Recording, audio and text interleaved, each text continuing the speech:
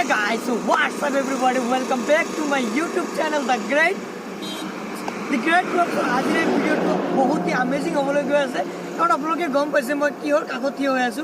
মোৰ পিছতে প্ৰকাণ্ড পাহাৰ, ইমান ধুনীয়া এটা পাহাৰ, যি পাহাৰৰ কি কম আৰু বৰ্ণনা আপোনালোক নিজে দিয়ক। আৰু আপোনালোকে জানেনে যে ধুবুৰী জিলাত চান্দৰডিঙা নামেৰে এখন সুন্দৰ পাহাৰ আছে আৰু এই পাহাৰখন ধুবুৰী জিলাৰ ক'ত হয় হয়তো কিছুমানে জানে আৰু যিসকলে নাজানে সিহঁতৰ বাবে কৈছোঁ যে চান্দৰডিঙা আজিকালি বহুত ধুনীয়া হৈ গৈছে।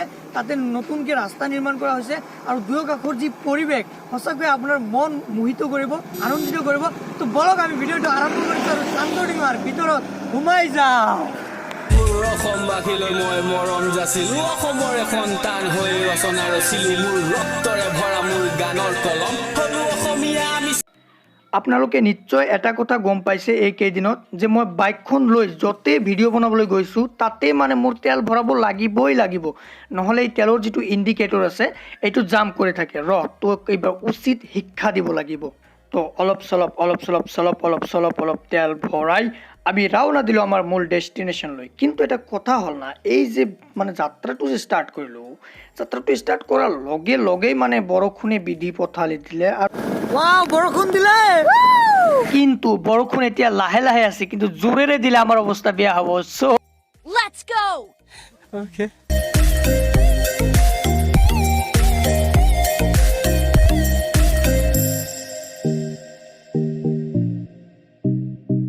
बचपन का प्यार मेरा भूल नहीं जाना रे, Okay. बचपन का प्यार मेरा भूल नहीं जाना रे। বান্দৰ এটা ধুনীয়া মনোমোহা আকৰ্ষিত প্ৰাকৃতিক জগতলৈ মই আপোনালোকক স্বাগতম জনাইছোঁ। চাওঁ, ৱাও ৱাও, এয়াই অসমৰ বৈচিত্ৰ্য। আপোনালোকে আপাৰ আছামৰ পৰা ধুবুৰীলৈ যদি কেতিয়াবা আহে তেনেহ'লে আপোনালোকে সোণামুখী নাই পাওঁতেই এই ধুনীয়া ঠাইখন পাব, য'ত ৰাস্তাৰ দুয়োকাষে ধুনীয়া ধুনীয়া গছবোৰ ৰুই দিয়া আছে। চালেই যেন কিবা এটা মানে কিবা এটা ভাল লাগি যায় ন। আৰু ফাইনালি পাই গ'লো চান্দৰডিঙালৈ যোৱা ৰাস্তা। এইটো নেশ্যনেল হাই ৰোডৰ পৰা সোঁফালে যাব লাগে, এনেকে গাড়ী নাই।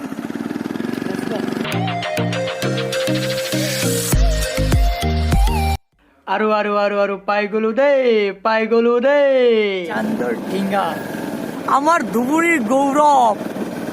ৱাও, ধুবুৰী মানেই যেন ধুনীয়া। খুৰা ইফাল দি চান্দৰডিঙা ন? হয় বাবা, ইফাল দিয়ে যায় চান্দৰডিঙা। তুইও যাই থাক, বাইক 1 নম্বৰত লাগে পুৰে বেগেৰ টানি, তুই ডসং কৰি যাও শন কৰি। कौन मेरे को बोला कोई नहीं बोला।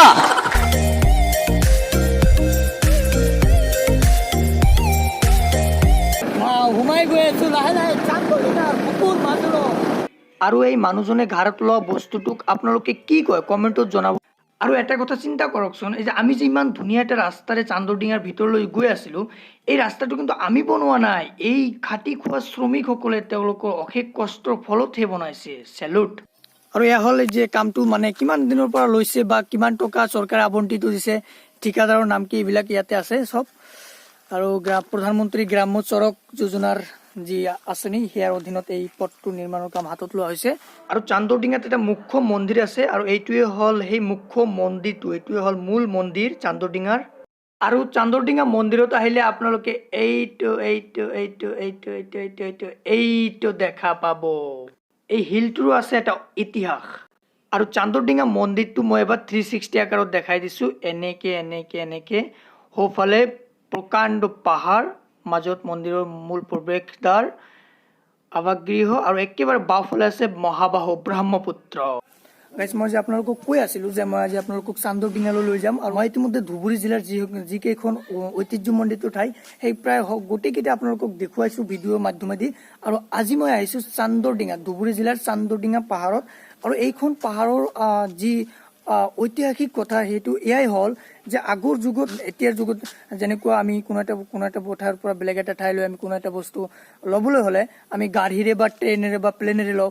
আগৰ যুগতো তেনেকুৱা কোনো যান বাহন নাছিল।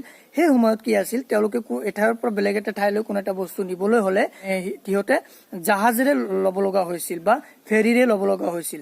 আৰু সেই আগৰ যুগত ধুবুৰীওতো এটা মানে মানে ঐতিহ্যমণ্ডিত ঠাই ন, তো ধুবুৰীটোতো কিছুমান বস্তু আহিছিল বা ধুবুৰীৰ পৰাতো কিছুমান বস্তু বেলেগ ঠাইত গৈছিল।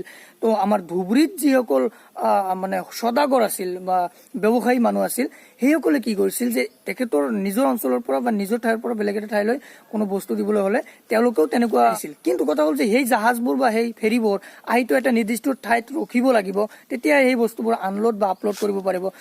সেই যি ঠাইত জাহাজবোৰ আহি ৰখিছিল, ফেৰীবোৰ আহি থামিছিল, আজি মই সেই ঠাইখন আপোনালোকক দেখুৱাম। আৰু চান্দৰডিঙাত আছে সেই ঠাইখন, আৰু মই আপোনালোকক এতিয়া দেখুৱাম। এই যে ঠাইখন যে দেখিছে আপোনালোকে, মহাবাহু ব্ৰহ্মপুত্ৰৰ একদম এনেকে এইটো আচলতে মূল নদী নহয়, মূল নদীটো আচলতে সেইফালে হয়, অলপ দূৰ হয়। কিন্তু বৰ্তমান যিহেতু বাঢ়নি পানী, বৰ্তমান যিহেতু বৰষুণৰ সময়, এই সময়ছোৱাত মহাবাহুৰ যি পানীৰ স্ৰোত বৰ্তমান একদম বেছি হৈ গৈছে, সেইকাৰণে ইয়াতে পানীৰ প্ৰকোপটো বেছি, পানী বাঢ়ি গৈছে। আৰু এয়াই হ'ল সেই ঐতিহাসিক ঠাইটো, যি ঠাইত মানে বিভিন্ন ৰজা, সৌদাগৰ, ব্যৱসায়িক মানুহৰ জাহাজ আহি ইফালেদি ৰখিছিল। এনেকে ব্ৰহ্মপুত্ৰ, মহাবাহু ব্ৰহ্মপুত্ৰ।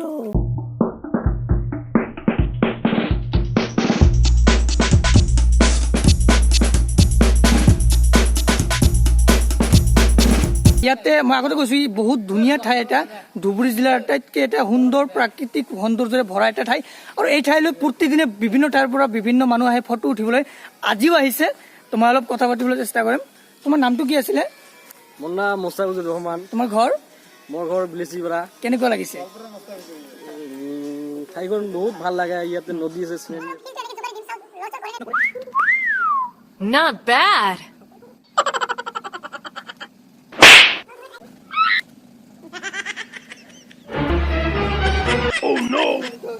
ইয়াৰ যি পৰিৱেশ, ইয়াৰ যি সৌন্দৰ্য, ইয়াৰ যি মনোমোহা দৃশ্য, সঁচাকৈয়ে বহুত আপ্লুত কৰিব আপোনাক।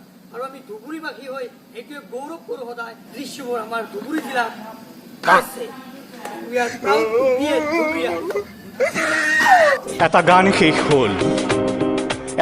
শেষ হ'ল, যি গানলৈ ৰৈ থাকে সমগ্ৰ জাতি, সেই গান শেষ হ'ল।